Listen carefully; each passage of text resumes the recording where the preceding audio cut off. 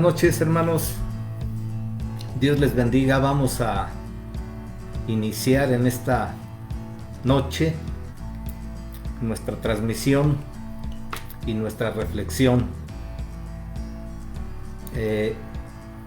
Vamos a abrir nuestras Biblias en el libro de Samuel, primer libro de Samuel, en el capítulo 25. Vamos a darle ahorita lectura completa. Son 44 versículos, pero sería necesario leer más para ver todo el contexto del pasaje que vamos a leer. Pero pues no importa que sean estos 44. Al final, el propósito es centrarnos en estos dos personajes y los que hay alrededor que los involucran. El pasaje habla acerca de David y Abigail, perdón. David y Abigail. Abigail es un personajazo como mujer, y fue, vamos a decir así, la segunda esposa de David. Hablo de segunda porque en el orden, o la que debería ser, o la que fue, en principio, fue Mical, la segunda hija de Saúl. Y Mical amaba a David. Y al final David acabó amando también a Mical. Establecieron una relación matrimonial muy especial. Incluso Mical ayudó a escapar a David de las manos de su padre Saúl, que lo quería matar. Pero pasado el tiempo, Saúl, para darle en la cabeza a David, casó a Mical con otro hombre. Y debido a eso, Mical fue, vamos a decir que no culpable en principio de lo que Saúl se propuso hacer. En otras palabras, Mical fue víctima de la pugna entre Saúl y David, y fue víctima de su propio padre, que para darle en la cabeza a David, estando casada con él, tomó a Mical y la casó con otro hombre para darle en la cabeza a David. Pasado el tiempo, David tuvo, en su huida de Saúl, tuvo que andar en varios lugares. Y al final, en este pasaje, se narra precisamente la historia en donde David conoce a Abigail, que era una mujer casada, pero adornada de un sinnúmero de cualidades. Esto llama la atención de David, que al final, al morir el esposo de Abigail, él, valorando a esta mujer, manda a sus hombres traerla para casarse con ella. Es muy especial Abigail. Vamos a leer el pasaje y después entramos a explicar un poquito todo lo que está alrededor de esto. Yo les voy a pedir que pongan atención en cada uno de los detalles. Les digo, van a ser 44 versículos, pero es toda una historia. Lo voy a ir leyendo, me voy a apurar en la lectura, porque, bueno, yo hablo quedito, pues, o despacio, y cuando uno ve los videos, a veces eso desespera, ¿no? Entonces me voy a tratar de apurar. David y Abigail, 1 de Samuel, capítulo 25. Murió Samuel, y se juntó todo Israel, y lo lloraron y lo sepultaron en su casa en Ramá, y se levantó David y se fue al desierto de Parán. Y en Maón había un hombre que tenía su hacienda en Carmel, el cual era muy rico, y tenía 3,000 ovejas y 1,000 cabras. Y aconteció que estaba esquilando sus ovejas en Carmel, y aquel varón se llamaba Nabal, y su mujer Abigail. Era aquella mujer de buen entendimiento y de hermosa apariencia, pero el hombre era duro y de malas obras, y era del linaje de Caleb. Y oyó David en el desierto que Nabal esquilaba sus ovejas. Entonces envió David 10 jóvenes y les dijo: subid a Carmel e id a Nabal y saludadle en mi nombre y decidle así: sea paz a ti y paz a tu familia y paz a todos cuanto tienes.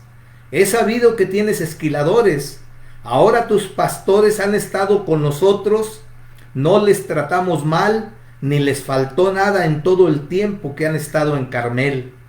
Pregunta a tus criados y ellos te lo dirán. ¿Hallen por tanto estos jóvenes gracia a tus ojos? Porque hemos venido en buen día. Te ruego que des lo que tuvieres a mano a tus siervos y a tu hijo David. Cuando llegaron los jóvenes enviados por David, dijeron a Nabal todas estas palabras en nombre de David y callaron. Y Nabal respondió a los jóvenes enviados por David y dijo: ¿quién es David y quién es el hijo de Isaí? Muchos siervos hay hoy que huyen de sus señores. ¿He de tomar yo mi pan, mi agua y la carne que he preparado para mis esquiladores y darla a hombres que no sé de dónde son? Y los jóvenes que había enviado David se volvieron por su camino y vinieron y dijeron a David todas estas palabras. Entonces David dijo a sus hombres: cíñase cada uno su espada. Y se ciñó cada uno su espada, y también David se ciñó su espada. Y subieron tras David como 400 hombres, y dejaron 200 con el bagaje. Pero uno de los criados dio aviso a Abigail, mujer de Nabal, diciendo: he aquí David envió mensajeros del desierto, que saludaron a nuestro amo, y él los ha zaherido. Y aquellos hombres han sido muy buenos con nosotros, y nunca nos trataron mal, ni nos faltó nada en todo el tiempo que anduvimos con ellos cuando estábamos en el campo. Muro fueron para nosotros de día y de noche, todos los días que hemos estado con ellos apacentando las ovejas. Ahora pues reflexiona y ve lo que has de hacer, porque el mal está ya resuelto contra nuestro amo y contra toda su casa, pues él es un hombre tan perverso que no hay quien pueda hablarle. Entonces Abigail tomó luego 200 panes, 2 cueros de vino, 5 ovejas guisadas, 5 medidas de grano tostado, 100 racimos de uvas pasas y 200 panes de higos secos, y los cargó todo en asnos, y dijo a sus criados: id delante de mí, y yo os seguiré luego. Y nada declaró a su marido Nabal. Y montado un asno, descendió por una parte secreta del monte, y he aquí David y sus hombres venían frente a ella, y ella le salió al encuentro. Y David había dicho: ciertamente en vano he guardado todo lo que éste tiene en el desierto, sin que nada le haya faltado de todo cuanto es suyo, y él me ha vuelto mal por bien. Así haga Dios a los enemigos de David, y aún les añada, que de aquí a mañana de todo lo que fuere suyo, no he de dejar con vida ni un varón. Y cuando Abigail vio a David, se bajó prontamente del asno, y postrándose sobre su rostro delante de David, se inclinó a tierra, y se echó a sus pies y dijo: Señor mío, sobre mí sea el pecado, mas te ruego que permitas que tu sierva hable a tus oídos, y escucha las palabras de tu sierva. No haga caso ahora mi señor de ese hombre perverso de Nabal, porque conforme a su nombre, así es él. Él se llama Nabal, y la insensatez está con él. Mas yo, tu sierva, no vi a los jóvenes que tú enviaste. Ahora pues, señor mío, vive Jehová y vive mi alma, que Jehová te ha impedido el venir a derramar sangre y vengarte por tu propia mano. Sean pues como Nabal tus enemigos y todos los que procuran mal contra mi señor. Y ahora, este presente que tu sierva ha traído a mi señor, sea dado a los hombres que siguen a mi señor, y yo te ruego que perdones a tu sierva esta ofensa, pues Jehová de cierto hará casa estable a mi señor, por cuanto mi Señor pelea la batalla de Jehová, y mal no sea hallado en ti en tus días. Aunque alguien se haya levantado para perseguirte y atentar contra tu vida con todo, la vida de mi Señor será ligada en el haz de los que viven delante de Jehová, tu Dios, y él arrojará la vida de tus enemigos como de en medio de la palma de una onda. Y acontecerá que cuando Jehová haga con mi Señor conforme a todo el bien que ha hablado de ti, y te establezca por príncipe sobre Israel, entonces, Señor mío, no tendrás motivo de pena ni remordimientos por haber derramado sangre sin causa, o por haberte vengado por ti mismo. Guárdese pues mi Señor, y cuando Jehová haga bien a mi Señor, acuérdate de tu sierva. Y dijo David a Abigail: bendito sea Jehová Dios de Israel, que te envió para que hoy me encontrases, y bendito sea tu razonamiento, y bendita tú que me has estorbado hoy de ir a derramar sangre y a vengarme por mi propia mano. Porque vive Jehová Dios de Israel, que me ha defendido de hacerte mal, que si no te hubieras dado prisa en venir a mi encuentro, de aquí a mañana no le hubiera quedado con vida a Nabal ni un varón. Y recibió David de su mano lo que había traído, y le dijo: sube en paz a tu casa, y mira que he oído tu voz y te he tenido respeto. Y Abigail volvió a Nabal, y he aquí que él tenía banquete en su casa como banquete de rey, y el corazón de Nabal estaba alegre, y estaba completamente ebrio, por lo cual ella no le declaró cosa alguna hasta el día siguiente. Pero por la mañana, cuando ya a Nabal se le habían pasado los efectos del vino, le refirió su mujer estas cosas, y desmayó su corazón en él, y se quedó como una piedra. Y 10 días después, Jehová hirió a Nabal, y murió. Luego de que David oyó que Nabal había muerto, dijo: bendito sea Jehová, que juzgó la causa de mi afrenta recibida de mano de Nabal, y ha preservado del mal a su siervo, y Jehová ha vuelto la maldad de Nabal sobre su propia cabeza. Después envió David a hablar con Abigail para tomarla por su mujer. Y los siervos de David vieron a Abigail en Carmel, y hablaron con ella diciendo: David nos ha enviado a ti para tomarte por su mujer. Y ella se levantó e inclinó su rostro a tierra, diciendo: he aquí tu sierva, que será una sierva para lavar los pies de los siervos de mi señor. Y levantándose luego Abigail con 5 doncellas que le servían, montó en un asno y siguió a los mensajeros de David, y fue su mujer. También tomó David a Ahinoam de Jezreel, y ambas fueron sus mujeres, porque Saúl había dado a su hija Mical, mujer de David, a Palti, hijo de Lais, que era de Galim.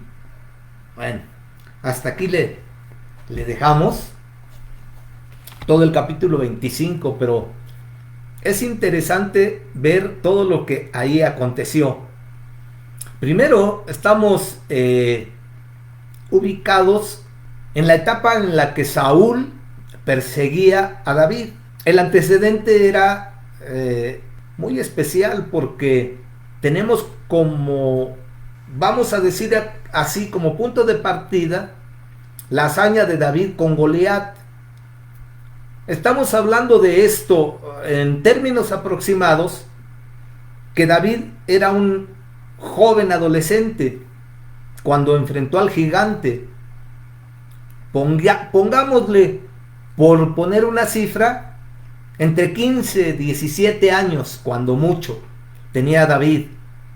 A partir de ahí, Saúl tuvo que cumplir una promesa, no del todo cabalmente, porque la promesa era la persona, el guerrero, el soldado que enfrente a este gigante, yo le voy a dar a mi hija por esposa.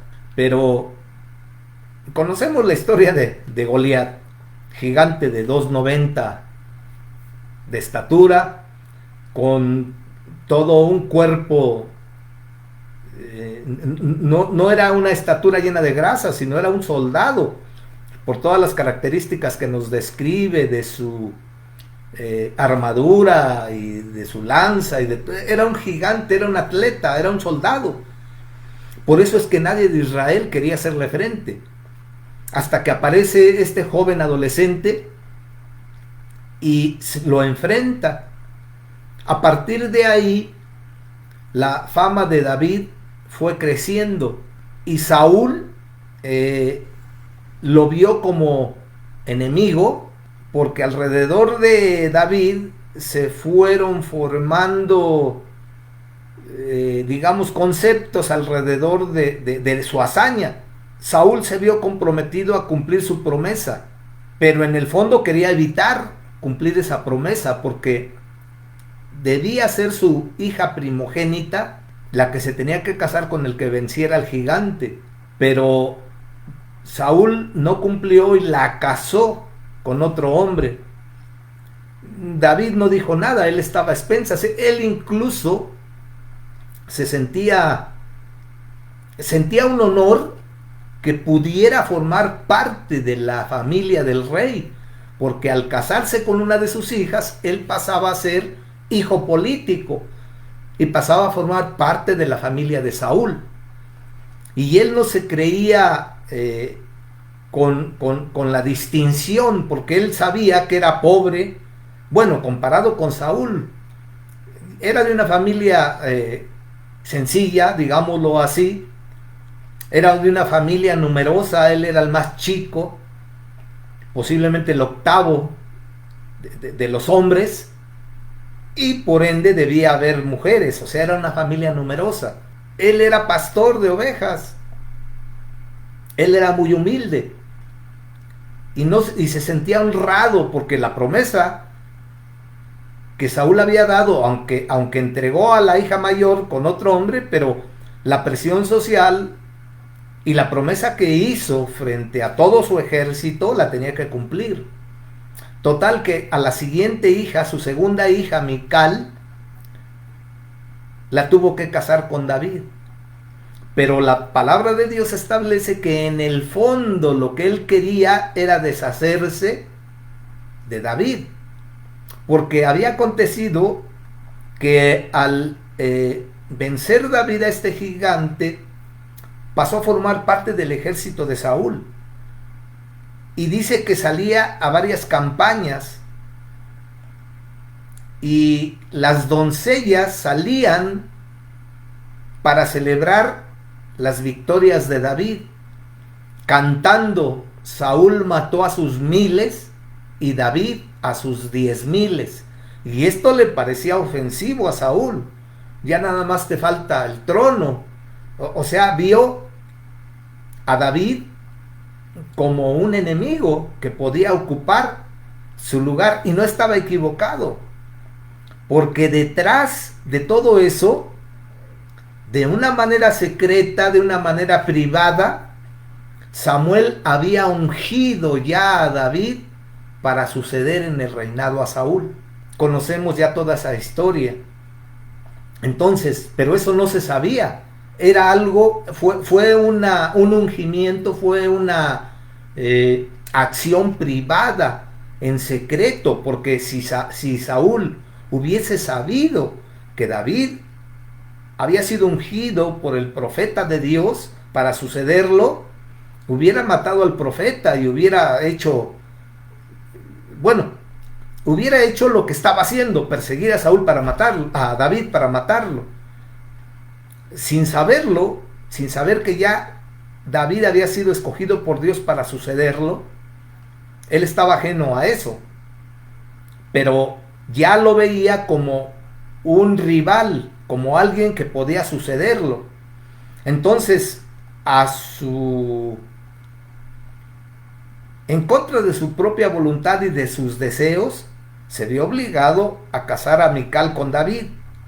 Pero antes de casarlo, se acostumbraba en aquellos tiempos pedir una dote al novio para casarse. Y Saúl, lo establece la escritura, muy mañosamente, digámoslo así, él dijo, ni siquiera voy a tener que meter las manos para matarlo. Voy a buscar que los enemigos, en este caso los filisteos, lo maten. Porque en vez de pedirle algo de valor como dote para tomar a mi hija por esposa, le voy a pedir 100 prepucios de filisteos. O sea, David va a tener que matar a 100 filisteos para poder casarse con mi hija. Y dice la palabra que salió David con una compañía, con un grupo, no sé ahí cómo estaban organizados, porque él ya formaba parte de ese ejército. Seguro por su hazaña le han de haber dado a su mando algunos hombres. La Biblia no es explícita en eso, pero sí implícitamente da a entender eso. Y David, con aquellos hombres a su cargo, sale a traer esa dote. Y en poco tiempo, ha de haber sido una hazaña. Además estaba, digamos que, estimulado porque iba a formar parte de la familia real.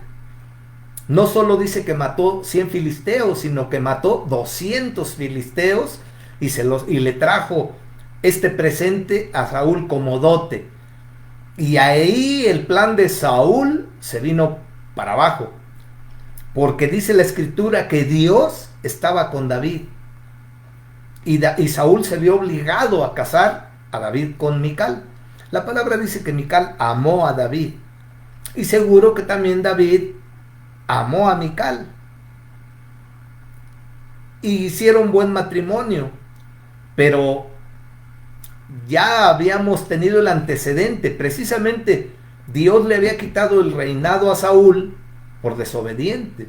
Y dos pecados fueron los que a través de la boca de Saúl se le recriminaron a Saúl.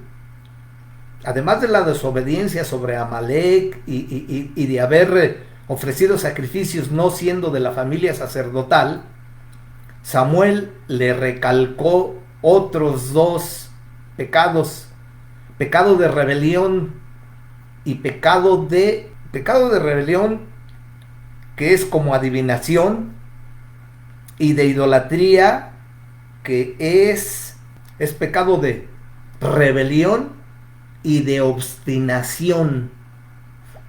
Y Dios equipara el pecado de rebelión como adivinación y la obstinación como idolatría. Al final, la obstinación viene siendo como idolatría porque ¿qué se le da? Un ídolo es alguien que viene a sustituir a Dios. Dios debe ocupar en nosotros la prioridad, el todo. Cuando lo sustituimos por un ídolo, entonces ese ídolo ocupa la prioridad y el primer lugar. En este caso, Dios le reclama a Saúl la obstinación porque Saúl ocupaba en él el primer lugar. O sea, la idolatría hacia su persona, su obstinación en él, había hecho a un lado a Dios. Por eso es el pecado de obstinación, por esos dos pecados de obstinación y de rebelión. Idolatría y adivinación son equiparados. Por eso Dios le quitó, y por la desobediencia con Amalek, Dios le quitó el reinado a Saúl. Y sin él saberlo ya había escogido a su ungido. Pero al final, en esa ignorancia de Saúl, de la unción de David, de todos modos persiguió a David porque lo veía como alguien que lo iba a suceder en el trono y decidió matarlo. Y decíamos que precisamente por todo esto, la palabra de Dios habla de que un espíritu malo de parte de Dios venía sobre Saúl. De hecho, antes de la hazaña de David con Goliat, este hecho de que un espíritu malo de parte de Dios venía sobre Saúl fue, digamos que fue lo que orilló a establecer ese nexo con David. Porque cuando sucedía esto, sus mismos hombres dijeron, para que ese espíritu malo no te venga a molestar, vamos a escoger un hombre con unción de Dios que toque el arpa. Y cuando toque el arpa con esa unción, el espíritu malo huirá. Y conocemos a un hombre hijo de Isaí, pastor de ovejas, que toca su arpa. Y es un hombre de Dios.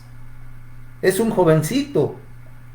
Vamos a traerlo para que cuando él alabe con su arpa, la unción que está en él haga que los espíritus malos bullan, se vayan. Y así lo hicieron. De hecho, ese fue el nexo, porque ahí menciona que sucedía esto y David tomó mucho aprecio para con David, porque lo liberaba de la acción de estos espíritus malos, de estos espíritus que venían de parte de Dios. Se ha especulado mucho. Bueno, no voy a tardar más, pero voy a irme para que aprendamos algo sobre la marcha. Se ha especulado mucho que si eran estos espíritus de parte de Dios, y así era, así lo dice la palabra. Dios es soberano. Satanás y sus demonios están bajo la autoridad de Dios y cumplen sus propósitos. Hemos dicho que Satanás se le asignó el puesto, él es el director general de control de calidad. Y ese era el propósito al final de estos espíritus malos. ¿Cuál era el sentido de que Dios los enviara? Bueno, si ustedes ven, se ha hablado mucho que Saúl era un rey de relleno, cosa que no es así.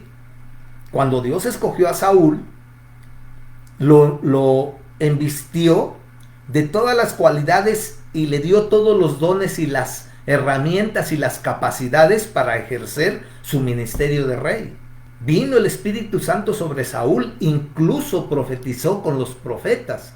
Y dice que vino el Espíritu Santo sobre él y lo cambió en un hombre nuevo. O sea, lo dotó de todas las cualidades y dones para ejercer su ministerio. Nunca Dios envía a sus hijos a la guerra sin fusil.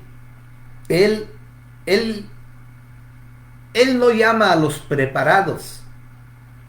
Él prepara a los llamados, como sucedió con Saúl. Le hizo un llamado. Saúl ni siquiera pensaba ser rey. Y en un inicio tenía las cualidades para ser uno de los mejores reyes. De hecho, en términos generales, independientemente de lo que fue Saúl y su aspecto negativo, en el aspecto positivo fue uno de los mejores reyes. En general, si examinamos su labor como rey y las cosas que hizo, no fue un mal rey. Su aspecto negativo, su desobediencia, su rebelión y su idolatría es otra cosa, ¿no? Y su desobediencia, pero como rey fue un buen rey. Y Dios lo escogió inicialmente porque no tenía ni siquiera ambiciones políticas o de otro tipo. Inicialmente se pensaba que iba a ser uno de los mejores reyes, lo fue, ¿no? Pero no que iba a caer en eso. Él mismo cavó su tumba, nadie lo obligó. Dios le dio las herramientas, los dones para ejercer su ministerio de una manera adecuada. Pero otra de los defectos de carácter de Saúl que fueron determinantes en su vida, que fue adquiriendo sobre el proceso de su ministerio, siendo alguien sencillo y sin ambiciones políticas, se convirtió en alguien, vamos a decir que el puesto o la fama lo echó a perder, si se puede decir así, porque uno de los defectos que tuvo Saúl, que fue adquiriendo, es que al final le importaba más lo que pensaba la gente acerca de él que lo que pensaba Dios. Bueno, ya me estoy metiendo pero para hacer el antecedente de todo eso y que comprendamos, ¿no? ¿Cuál era el propósito entonces de mandar esos espíritus malos a Saúl? Porque Dios había hecho un sinnúmero de cosas con Saúl, lo había dotado, le había dado dones, le dio todo. Le mandó a su siervo, el profeta Samuel, para que lo aconsejara. O sea, Saúl tenía todo para ser un buen hombre de Dios y ejercer su ministerio a cabalidad. Pero se envaneció, se obstinó, desobedeció y se rebeló. Y eso acabó con él. Dios dio todo, pero Saúl no respondió. Vamos a decir así, que el que Dios enviara espíritus malos sobre Saúl era una medida extrema. Ya Dios había agotado todas las posibilidades para hacer reaccionar a Saúl y no lo hizo. Tenía él que optar por una última medida, sobre todo extrema, para sacudir y hacer reaccionar a Saúl, para bien o para mal. Porque al final Dios nunca puede ir en contra de lo que Él ha creado en el hombre. Fuimos creados a imagen y semejanza de Él. Parte de esa imagen y semejanza es tener la personalidad, una imagen y semejanza moral y espiritual que involucra la personalidad y sobre todas las cosas dentro de esa personalidad el libre albedrío. Dios no puede ir en contra de lo que Él ha creado en nosotros. Él no nos puede salvar a la fuerza. Él no nos obliga.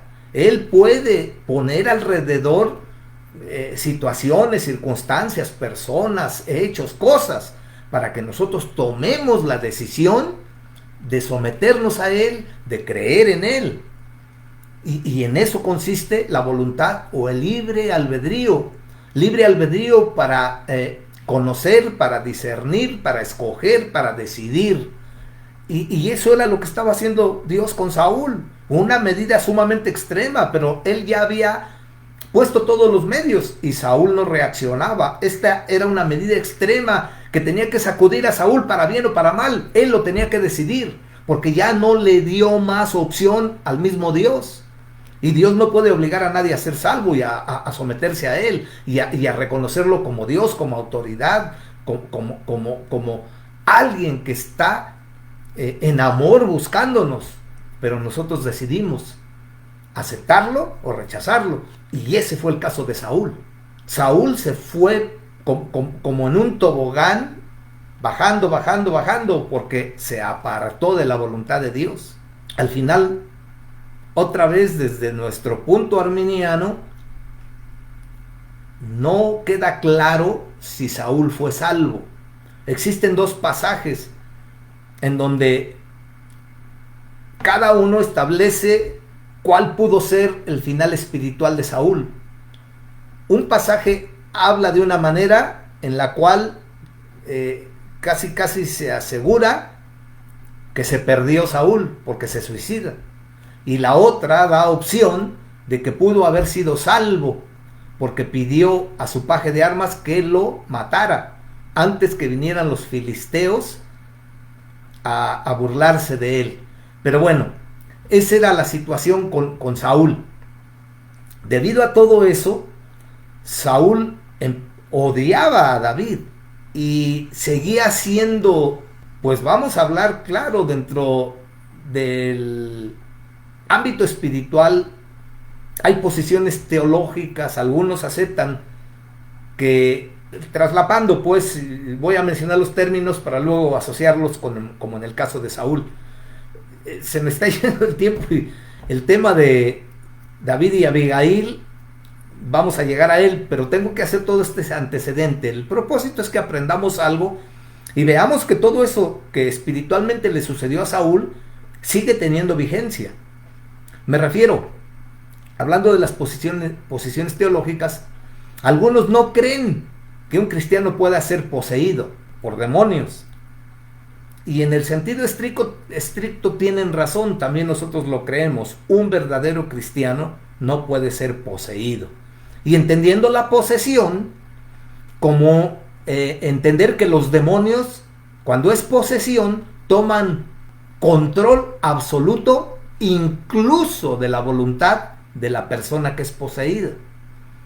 Y hablando otra vez de ese libre albedrío y voluntad que ni siquiera Dios puede intervenir, no que no pueda, Dios puede hacer todo, pero a lo que me refiero, en los propósitos delineados por Dios como fuimos creados, Él respeta nuestro libre albedrío. Como soberano puede hacerlo, pero la Escritura, con excepciones, puede hacerlo, pero Él siempre respeta ese libre albedrío. Ahora, hablando de posesión demoníaca, una posesión es cuando los demonios toman control incluso de la voluntad de la persona, porque la persona ha abierto la puerta y ha dado y ha avanzado y se ha metido al terreno del enemigo y le ha dado cabida para que el enemigo tome la autoridad en su vida, incluso de su voluntad. Esa es una verdadera posesión, pero ya es un caso extremo, ¿no? Y estamos hablando de si un creyente puede ser poseído, pues si el creyente, como Saúl, habiendo sido revestido del Espíritu Santo, habiendo profetizado con los profetas, habiéndolo cambiado Dios en otro hombre, él abrió las puertas a Satanás. ¿Por qué? Porque recuerdan, una de las medidas primeras que hizo como rey fue sacar a todos los adivinos, agoreros de Israel. Y al final acabó consultando a una divina. Y es otro pasaje, si fue Samuel, si no fue Samuel, si vino Samuel, etcétera, es otra cosa, otro asunto. Pero me refiero que Saúl se fue a meter al terreno del enemigo. ¿Cómo no iba a ser poseído? Y estamos hablando pues de posesión ya en casos extremos como en el de Saúl, que abrió puertas y se fue al terreno del enemigo. El enemigo tiene su terreno y quien se mete a su terreno queda bajo su autoridad, que fue lo que pasó con Saúl. Entonces Saúl llegó a estar poseído porque, bueno, era intermitente, a veces salía y entraban también los demonios. En un pasaje también de repente cobraba lucidez. Y en un pasaje reconocen la persecución a David y hasta llora con él y le pide perdón, porque cuando Saúl tocaba y salían los demonios, cuando David tocaba, perdón, y salían los demonios de Saúl, dice la Escritura que Saúl amaba a David y lo apreciaba por la función que ejercía echando fuera a los demonios de Saúl. Y en una de esas persecuciones, en un tiempo de lucidez, Saúl reconoce a David y le pide perdón y hasta como que vuelven a estrechar sus lazos de amistad pero David no confiaba en Saúl, sabía que estaba ya endemoniado. Entonces otra vez vuelvo al asunto y recalco, soy reiterativo, pero el propósito es que aprendamos. Es cierto, un verdadero cristiano no puede ser poseído, a menos que haga lo que hizo Saúl. Lo que sí un cristiano puede experimentar es influencia demoníaca. Satanás, dice la Escritura, que anda como león rugiente buscando a quien devorar. Y la advertencia de la Escritura es que no demos lugar al diablo. Cuando le damos lugar, podemos ser influenciados por Satanás. Si de entrada a veces somos vehículos a través del cual Satanás obra.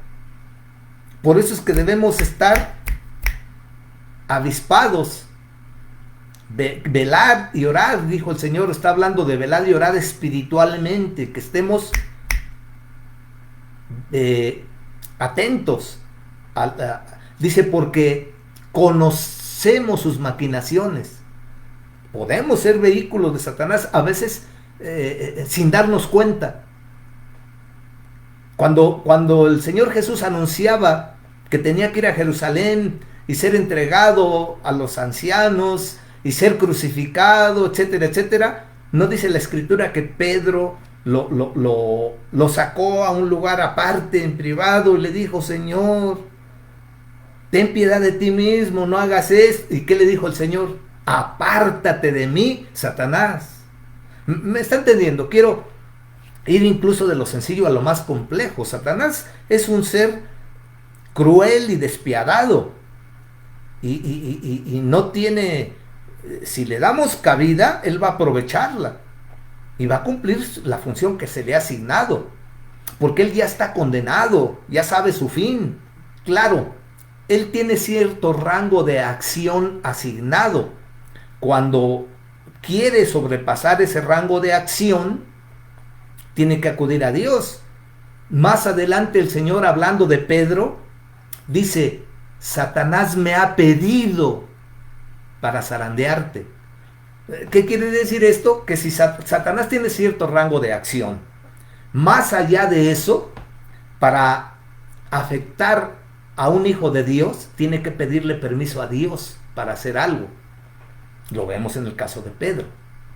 Entonces, un creyente no puede ser poseído mientras no lleguemos a esos términos extremos de Saúl, pero sí puede ser influenciado en la medida que nosotros le demos lugar a Satanás, en la medida que abramos puertas, en la medida que seamos obstinados, idólatras, o en la medida que seamos rebeldes,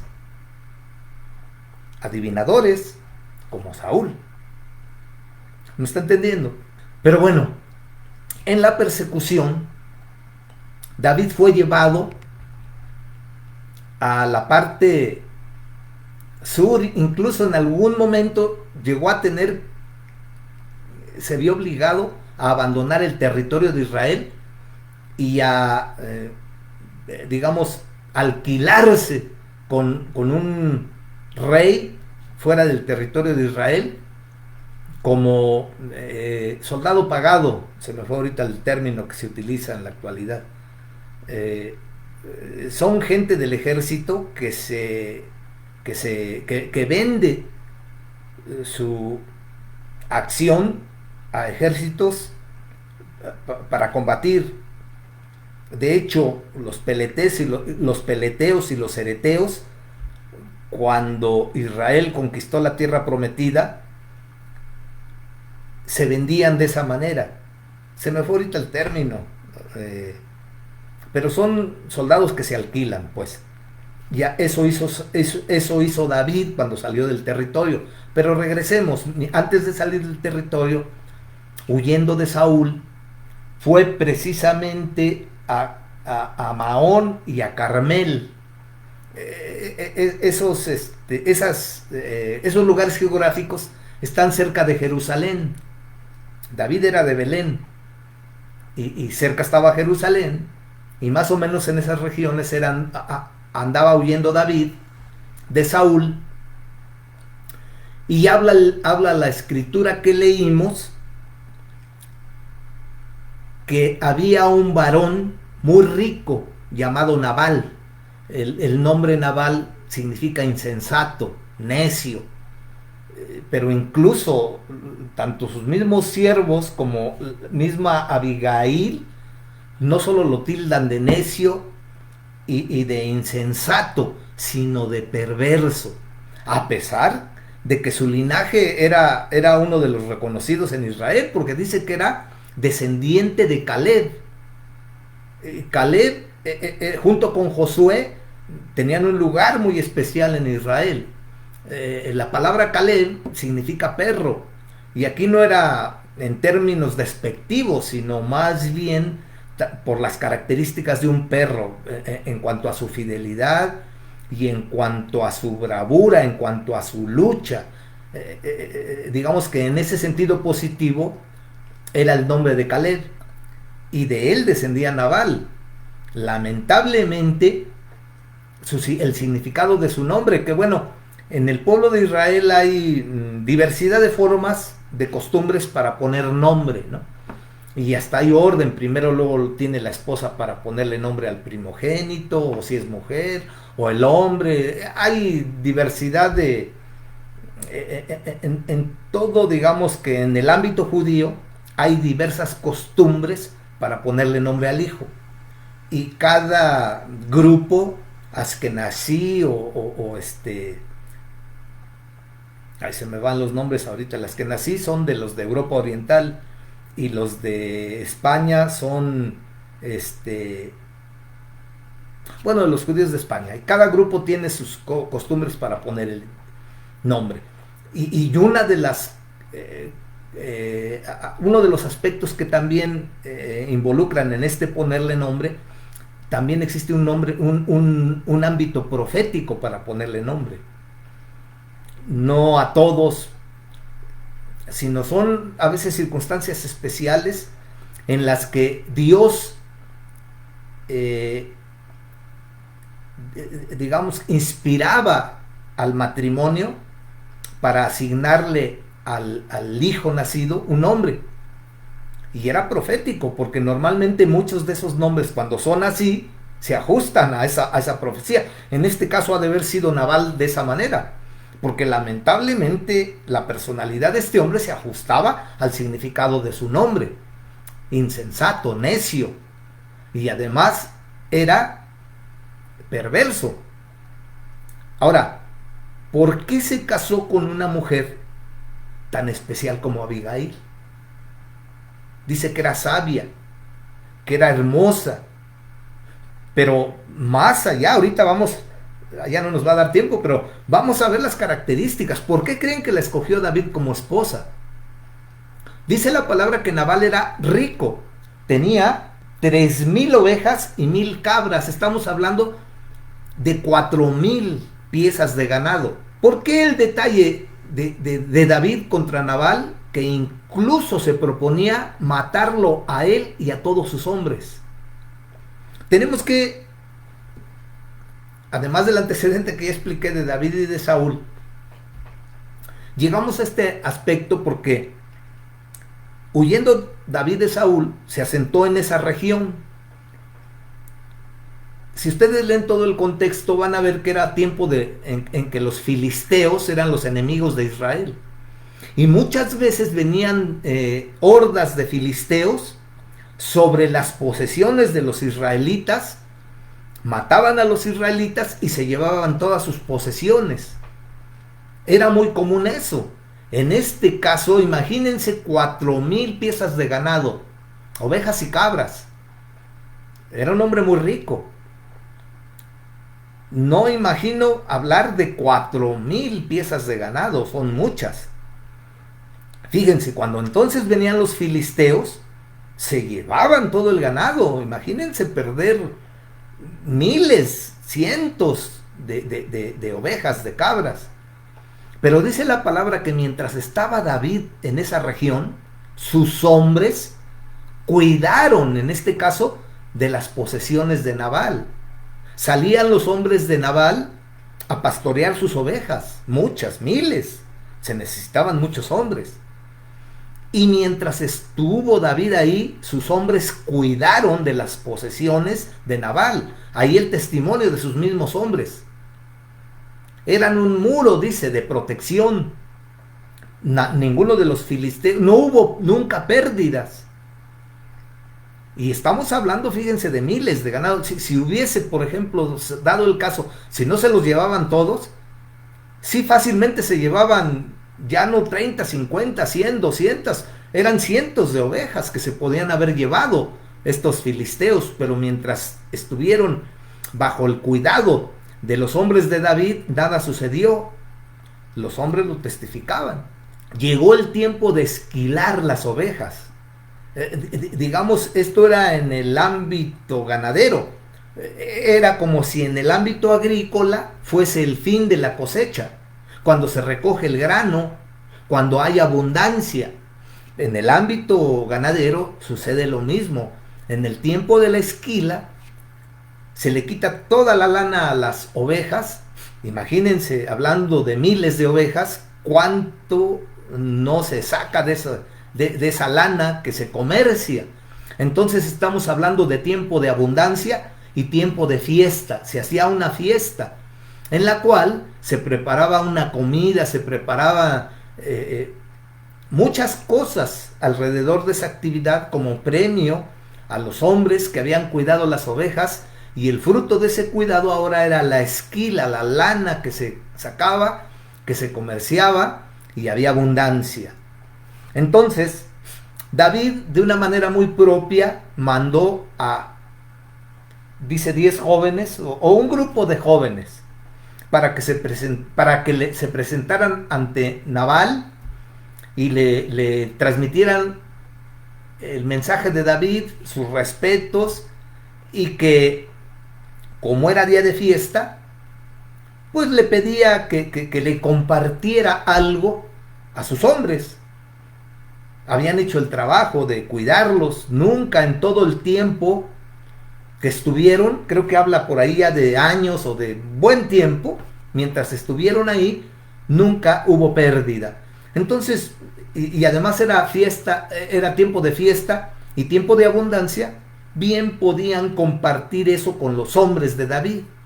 Y a eso los envió David, a rendirle sus presentes a Nabal y a pedirle algo de participar en esa abundancia. Pero dice la palabra que Nabal, insensato como era, los despreció, los ofendió, los ahedió. En el versículo 14 habla de eso. Los denigró, los despreció, los ofendió. Nunca reconoció y agradeció que cuidaran de su posesión. Incluso, esto fue lo más duro, ofendió a David. ¿Quién es David y quién es el hijo de Isaí? Lo conocía y sabía quién era. Pero él dice, ¿quién es? Muchos siervos hay hoy que huyen de sus señores. Él estaba consciente de que David estaba huyendo de Saúl, pero estaba ofendiendo a David, estaba dando, como dice David, regresando mal por bien. ¿Qué era lo que pedía David?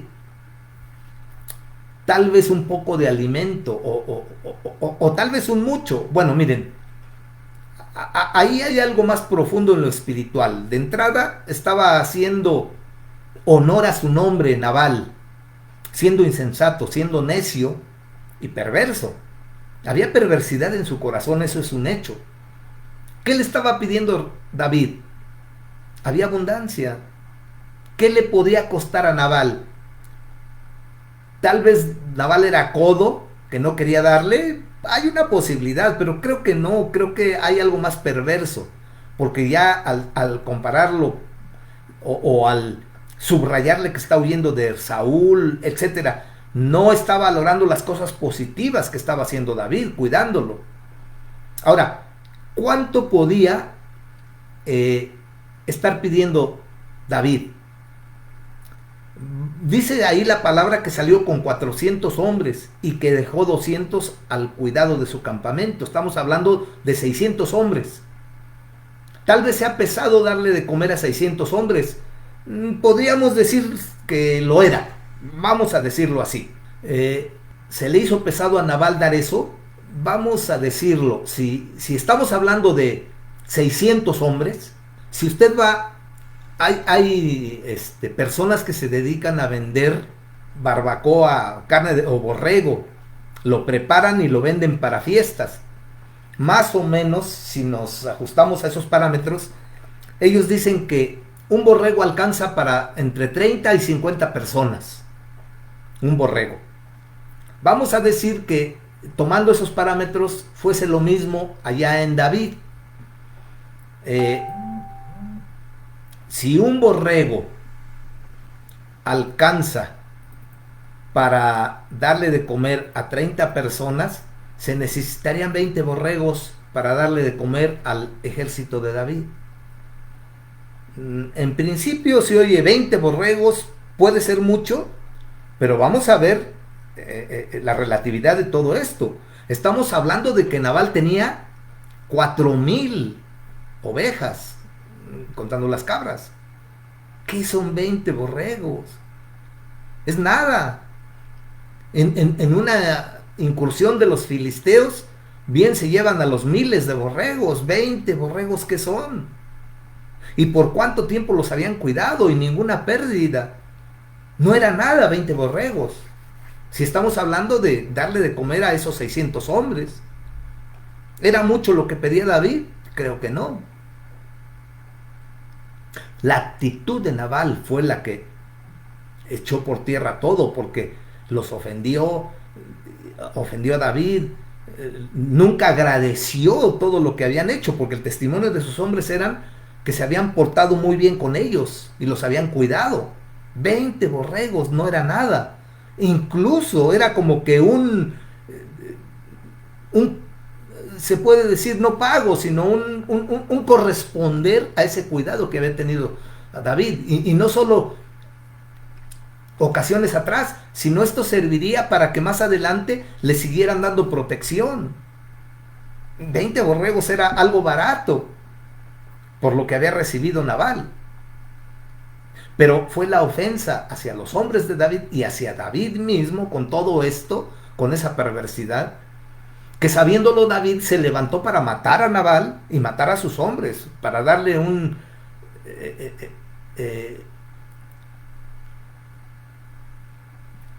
¿qué se puede decir? Para darle un escarmiento a Nabal y que reaccionara, porque él solamente había dado bien y había recibido mal, y lo que pedía, creo que bajo esas circunstancias era incluso justo, porque él estaba dispuesto a seguir protegiendo a Nabal. Pero este hombre hizo todo eso. Afortunadamente, sus criados, reconociendo la insensatez de su jefe, se lo comunicaron a Abigail. Y aquí viene lo bueno de Abigail. Hizo honor también a lo que era. ¿Por qué se casó esta mujer con todas esas cualidades con un hombre así? Lo más probable es que ella se vio obligado a hacerlo porque en aquel tiempo se acostumbraba a comprometer a los hijos en matrimonio. Eran matrimonios convenidos y la mujer tenía que adaptarse a lo que los padres habían convenido. Innegablemente que se veía ahí que era un dispar, y cuál era tal vez el sufrimiento de esta mujer, porque era agua y aceite. O sea, Abigail tenía todas esas cualidades, pero algo que quisiera destacar es lo que le dice a David, porque no solamente era sabia y hermosa, sino tenía una comunión muy especial con Dios. Fíjese lo que le dice cuando encuentra a David. En el versículo 26 dice: ahora pues, Señor mío, vive Jehová y vive tu alma, que Jehová te ha impedido el venir a derramar sangre y vengarte por tu propia mano. Sean pues como Nabal tus enemigos y todos los que procuran mal contra mi señor. Y ahora, este presente que tu sierva ha traído a mi señor se ha dado a los hombres que siguen a mi señor. Y yo te ruego que perdones a tu sierva estas ofensas, pues Jehová del desierto hará casa estable a mi señor, por cuanto mi señor pelea la batalla de Jehová, y mal no se ha hallado en ti ni en tus días, hará casa estable. ¿Sabe qué le está diciendo ahí a David, esta mujer? Ahí su apertura espiritual, su comunión con Dios, y Dios le revelaba todo esto. Abigail le estaba diciendo a David lo que más adelante Dios le diría a David, cuando propuso en su corazón David edificar casa a Jehová, construirle el templo, debido al deseo de David de construirle casa a su Dios. Dios le dijo: yo te voy a construir una casa que no tendrá fin. En pocas palabras, a través de ti, mi hijo Jesús va a tener descendencia. O sea, a través de tu descendencia va a venir a este mundo mi hijo Jesús. Porque Cristo sería de la descendencia de David. Como David había propuesto en su corazón construirle casa a Dios, Dios no se queda con nada. Y Dios propuso ahora construirle casa estable a David. Construirle casa que no tendría fin. Construirle casa estable era lo que esta mujer le estaba diciendo a David. Eso que más adelante Dios le diría a David, ya a esta mujer Dios se lo había revelado. Porque no solo se está refiriendo más adelante también a que David iba a ser rey, sino que de la descendencia de David iba a venir Cristo. Eso era lo que le estaba diciendo esta mujer. Jehová de cierto hará casa estable a mi Señor. Y el 29, aunque alguien se haya levantado para perseguirte y atentar contra tu vida, con todo, la vida de mi Señor será ligada en el haz de los que viven delante de Jehová tu Dios, y él arrojará la vida de sus enemigos como de en medio de la palma de una onda. Y acontecerá que cuando Jehová haga con mi Señor conforme a todo lo que él bien ha hablado de ti, y te establezca por príncipe sobre Israel. Y acontecerá que cuando Jehová haga con mi Señor conforme a todo el bien que ha hablado de ti. ¿Y eso cómo lo sabía ella? Si la unción de David fue oculta, solamente la familia de Isaí y Samuel estuvieron, si acaso otros dos personajes ahí, pero fue oculta para que Saúl no reaccionara. Nadie lo sabía, pero esta mujer recibió revelación de Dios y está hablando proféticamente y está contando lo que sucedió en aquel momento de una manera oculta. Dios le reveló a esta mujer todo eso. Entonces, Señor mío, no tendrás motivo de pena ni remordimiento por haber derramado sangre sin causa, por haberte vengado por ti mismo. Guárdese pues mi Señor, y cuando Jehová haga bien a mi Señor, acuérdate de tu sierva. Y dijo David a Abigail: bendito sea Jehová Dios de Israel, que te envió para que hoy me encontrases. Y bendito sea tu razonamiento, y bendita tú, que me has estorbado hoy de ir a derramar sangre y a vengarme por mi propia mano. ¿Se dan cuenta? Para David no le fue ajeno esto que estaba aconteciendo. Una mujer sabia, una mujer que con todo vio por el bien de su marido, vio por el bien del matrimonio, de la posesión del matrimonio, de la relación matrimonial.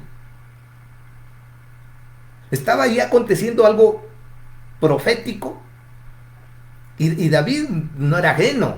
Vamos a hablar claro también. David tenía gusto por las mujeres bonitas. Era el caso de Abigail, pero no solamente tenía ese adorno, sino era sabia por todo lo que hizo. Tomó pan, tomó higos, tomó ovejas asadas, tomó carne, tomó un sinnúmero de cosas y fue al encuentro de David, que venía enojado con muchas intenciones de venganza. Y esta mujer sabia y habló profecía y habló cosas que solo David sabía. No pasó desapercibido por David. Seguro, digo, no lo dice, pero está implícito por lo que pasó más adelante, que en el corazón de David ha de haber dicho: ¿cómo no encontré yo una mujer así para casarme con ella? En ese momento decíamos que al final ya Saúl había casado a Mical con otro hombre para darle en la cabeza. ¿Cómo ha de haber sufrido David? Con todo esto, él permanecía ya solo, no soltero, sino solo. Y cuando vio a esta mujer, en su corazón ha de haber dicho: lástima que esta mujer tenga este perverso como esposo. Si fuera posible, yo me casaría con ella. Estoy yo imaginando, ¿no? Porque vemos más adelante. Nabal, después de todo esto, dice que se emborrachó y perverso como era, quién sabe qué cosas hizo. Y dice el versículo 38, y 10 días después Jehová hirió a Nabal y murió. ¿Quién? ¿Quién lo mató? Jehová.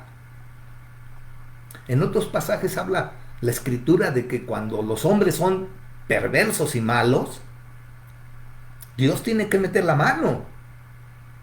Más cuando es afectada su familia, la familia de Dios, los hijos de Dios, intervienen. Si ustedes ven lo que dice la escritura, se cumple. Muchos de los hombres perversos y malos en extremo mueren dramáticamente. o los matan, o en accidentes, pero Dios permite que acaben con su vida, porque son hombres perversos y que no tienen temor de Dios. Y aquí, en el caso, cuando dice Jehová hirió a Nabal, y murió. Inmediatamente. Bueno, dice que pasaron 10 días después de que había muerto Nabal. David reacciona y manda un séquito de hombres para ir por Abigail para tomarla como esposa. ¡Qué mujer! Con todas esas cualidades, hermosa, sabia, pero sobre todo con una relación con Dios sumamente especial. Dios le revelaba cosas espirituales. Dios le daba visión espiritual más allá. Dios le estaba a través de ella revelando a David esa profecía, ese entendimiento. Ni siquiera David sabía de eso, que Abigail ya lo sabía. A mí me asombra. Dios te hará casa estable.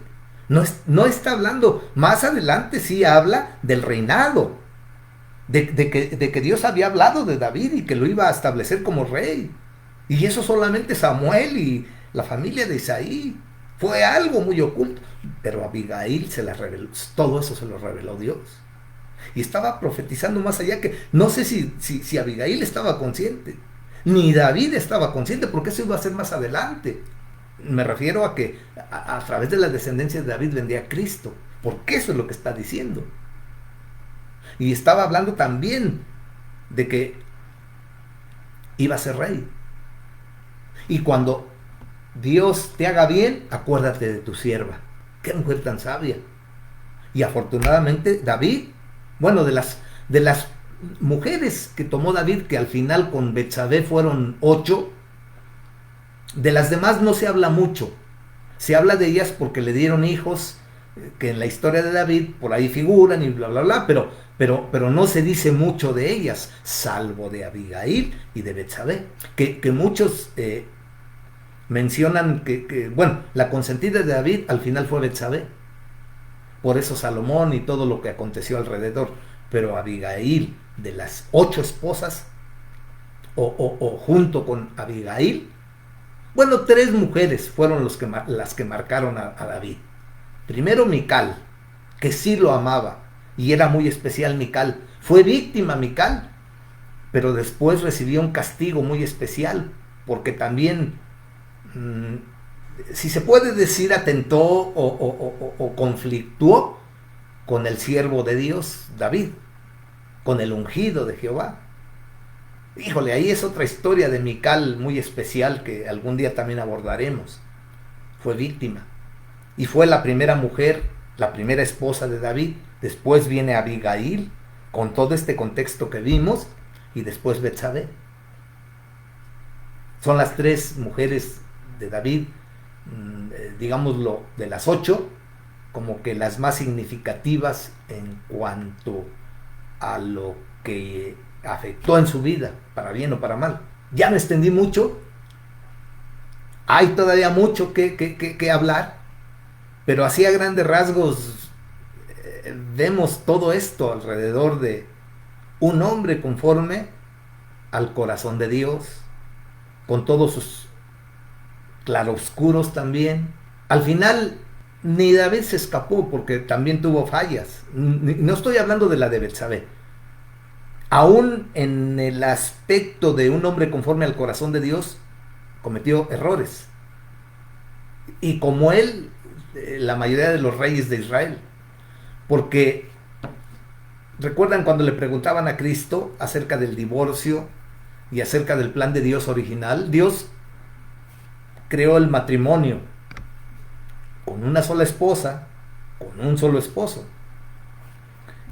Y el divorcio, decía Cristo a los que le preguntaban, Dios lo permitió, dice, por la dureza de vuestro corazón. Y por la dureza del corazón de los israelitas también Dios se dio, no, ¿cómo se puede establecer? Bueno, hay una voluntad permisiva y hay una voluntad perfecta de Dios. La voluntad perfecta de Dios era que nada más el matrimonio constase de un hombre y una mujer. La voluntad permisiva, por la dureza de su corazón que Dios permitió, fue que tuvieran varias esposas. En el tiempo de los jueces, o más bien al inicio del tiempo de Samuel, porque en él se inauguró el tiempo de los reyes, dice la palabra de Dios que en el tiempo de los jueces, al término del tiempo de los jueces, el pueblo pidió rey, dice, como los demás pueblos. Y Dios los quiso hacer desistir porque no era todavía el tiempo. Aquí lo que trata de destacar Dios es que muchas veces los hombres actuamos no conforme a los principios establecidos por Dios, sino que imitamos lo que hace el mundo, imitamos lo que hacen los demás pueblos. Y en este caso, al poner rey como los demás pueblos, también implicaba que imitaran lo que los demás pueblos hacían, porque también tenían una medida de reconocimiento de los personajes. En el oriente se acostumbraba el harem. El harem era como un reflejo de la estatura del personaje, ¿no? Entre más mujeres tenía, más reconocimientos tenía. Y lamentablemente Israel, incluyendo a David, adoptaron esta costumbre que no era la voluntad perfecta de Dios. En la voluntad permisiva de Dios dice, no es mi voluntad perfecta, pero si ustedes lo quieren hacer así, es una voluntad permisiva, pero las consecuencias las van a cargar ustedes. Y vean, todos los reyes que tuvieron más de una esposa, bueno, casi todos, porque lamentablemente el harem era tener no solo un número de esposas, sino en el harem un sinnúmero de concubinas. Era una locura. Pero Dios dijo, no es mi voluntad perfecta. Ustedes van a cargar con las consecuencias de esos hechos. Todos los reyes tuvieron problemas. Los problemas en la familia de David, además, fruto de su pecado, consecuencias de su pecado, pero hablando en otro aspecto, cuando se tienen varias esposas, las esposas se pelean por el amor del esposo, del único. Y entonces, como resultado de tener familia de los hijos, lo vemos también en Jacob, lo vemos en Isaac, hay preferencias.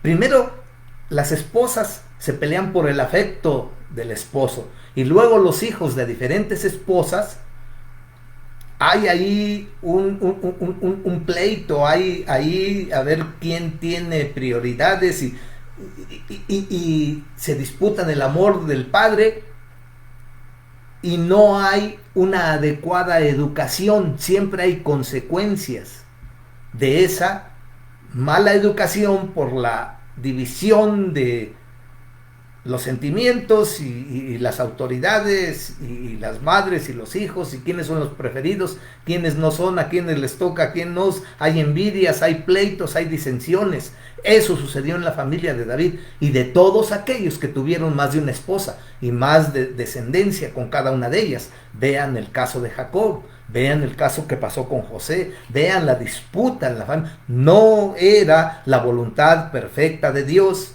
Sin embargo, Dios dijo, ustedes van a cargar con esas consecuencias. ¿Y cómo terminó David? Solo. Y lamentablemente después del pecado de David con Betsabé, murió solo y tuvo que cargar a partir de ahí con todas las consecuencias de su pecado que se reflejaron en su familia. Homicidio y adulterio. Todo eso tuvo que cosechar por su pecado. Sí, en el Salmo 51 es el reflejo del perfecto perdón de Dios. Hubo perfecto perdón, pero tuvo que cargar con las consecuencias toda su vida. David ya no fue el mismo y murió triste, murió solo. ¿Fue salvo? Claro. El Salmo 51 es reflejo, y no solo del perdón de David, sino también de Betsabé, porque fruto de ese perfecto perdón es que Salomón es escogido como sucesor de David. Vamos a dejarle aquí, hermanos. Hay muchas cosas que hablar. Espero que hayamos aprendido transcurrir de la vida de David. David bajo la bendición, David bajo la maldición por fruto de su pecado, Pero en eso Dios estaba formando a David y desarrollando su carácter. Sí, David fue rey y uno de los mejores reyes, pero de los 15 años, si le ponemos, tuvo, dicen que la persecución de Saúl duró entre 10, 12 años o más. A los 30 años es ya nombrado como rey y asume el reinado, pero tuvo que, un hombre conforme al corazón de Dios tuvo que ser formado por Dios para llegar a ser quien fue como rey. Y Dios no le quitó la promesa, porque Él dijo, voy a darte a ti y haré de tu casa una casa estable, que no tendrá fin. En fin, vamos a dejarle aquí, hermanos, y aprendamos de todo esto, a no ser como Nabal, a no ser como David en el sentido negativo, a ser como David en el sentido positivo, a acostumbrarnos a dar bien por bien y no mal por bien como hizo Nabal, a no ser insensatos, a no estar en contra de los planes establecidos por Dios para sus ungidos, porque ese fue el caso de Nabal. Se opuso al ungido de Jehová, no supo discernir cómo tratarlo. Tengamos cuidado. No nos opongamos a la obra de Dios, a los planes de Dios, a los proyectos de Dios y a los hombres que Dios escoge para llevarlos a cabo. Sino más, en vez de ser parte del problema, seamos parte de la solución y de lo que Dios quiere hacer en su obra. Nos vemos mañana. Dios les bendiga.